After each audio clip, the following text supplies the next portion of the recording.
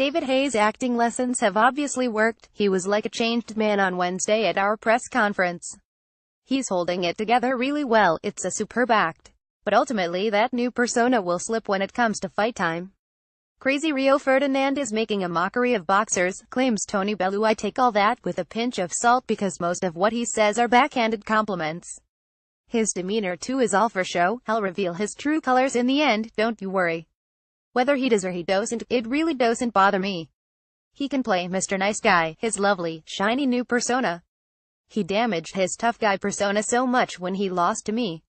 To view this video, please enable JavaScript, and consider upgrading to a web browser that supports HTML5 video. The last thing Haye is humble. He's never going to change, and this new persona is better for publicity. I heard everything he said yesterday about me taking the rematch because I like the limelight.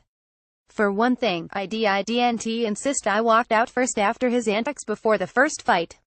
That was accidental. Eddie Hearn sorted that. When we first got there, I asked Eddie should I go out first and he said no. Well wait. He won't rob the bank twice. Nobody gets away with it 2 times.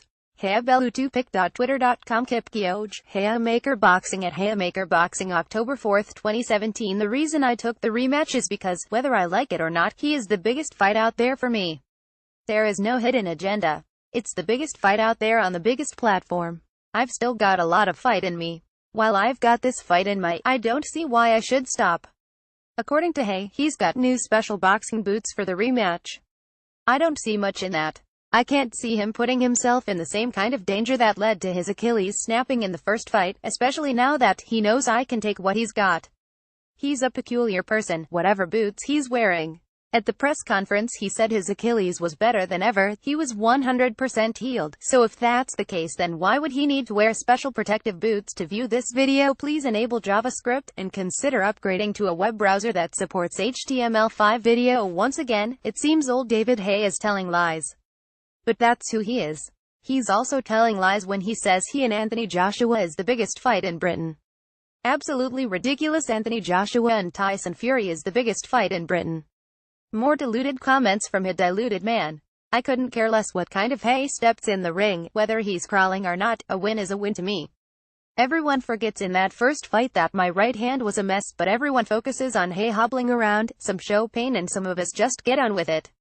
I'm the latter one in that. Presser done. No silly demands. He'll just turn up on December 17th and get the job done again. Clenched fist. Tony Bellew at Tony Bellew October 4, 2017. I wish David really well in his training camp. I still think he's a plonker, but he's a plonker I look forward to beating on December 17th. I don't have any specific plans to retire after I smash Haye. It's really down to how much more my body can take. Everybody knows I'm no beautiful athlete like Joshua. After the fight, I'll sit down, talk with my missus, and make a decision together. I'm not selfish enough to make a decision on my own. I'm training hard at the moment. We suffered a family bereavement recently that broke all our hearts. It's been a hard month. It puts boxing in perspective. This is just another fight. Drugs are rampant in boxing. Luis Ortiz should be banned for life. This is his second clear fail, both times for performance-enhancing drugs. I feel like I'm shouting into the sea here. What is it going to take to ban these cheats? Someone to die in a boxing ring? I believe any caught taking peds should be banned for life. Mistakes can be made. Maybe you took an over-the-counter drug you hadn't researched. That deserves a 3-month ban, but when you're injecting performance-enhancing drugs, you should be banned for life. So, I sent an email to the drug testers yesterday telling them to ban cheats for life. Their response: a knock on my door to test me at 6 a.m. Smirk. Tony Bellew at Tony Bellew October 3, 2017. I emailed the drug testers 3 days ago and asked them why are they allowing fighters to continue to box after failing these tests. I let them know where I sleep, where I wake up every single morning of my life. I provide samples. All this information I give freely, every day. All at my own expense. And yet I am still complaining about them not being strict enough. Every boxer, especially heavyweights, have power in their hands. It may not bother them, but it bothers me and my family. Just take these cheats out of equation. Life bans. Ban Ortiz for life. Tony Bellew at Tony Bellew September 29, 2017. The first life ban is handed out, drugs will be eradicated in boxing. They need to make a stand, and they should start with Luis Ortiz. Their response to that email: a knock at my door at 6 a.m. with the drug testers on my step. Happy to see them. I've done 40 drug tests in my career, for a year, so I've no problem seeing them. But believe you me, drugs are rampant in boxing. I know, it's very, very sad and very dangerous, and these watchdogs are putting everyone at risk. Crolla vs Burns. There's not many places to go for whoever ends up on the losing side this Saturday in Manchester. I think it might be a case of who has the most left. They've both had tough, long careers with some hard times in there. This is who can outlast the other one. Ricky Burns is the big puncher of the two, but Anthony Crolla has the most consistent engine. It's a hard fight to call. I just hope it's not a blowout. I think Anthony is at a disadvantage fighting Jorgen Linners in his last two fights. He took a lot of damage in that fight, but Ricky took a lot of stick for that Julius Indongo fight. I really hope neither gets blown away. In an ideal world for me, they'd fight to a draw and make a load of money, but it's obviously not going to go that way.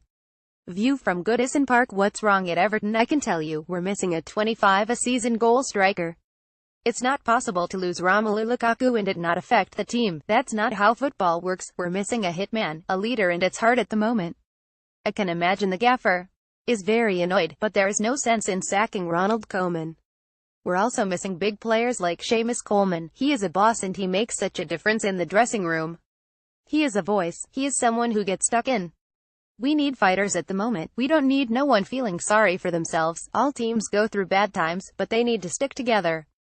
We're playing different to what we were last season. Different formations, 8 or 9 new players. It can't be any worse, that's for sure. More David Haye takes serious steps to ensure Achilles is protected in Tony Bellew rematch. More David Haye to retire on December 17 if Tony Bellew beats him in rematch of British blockbuster.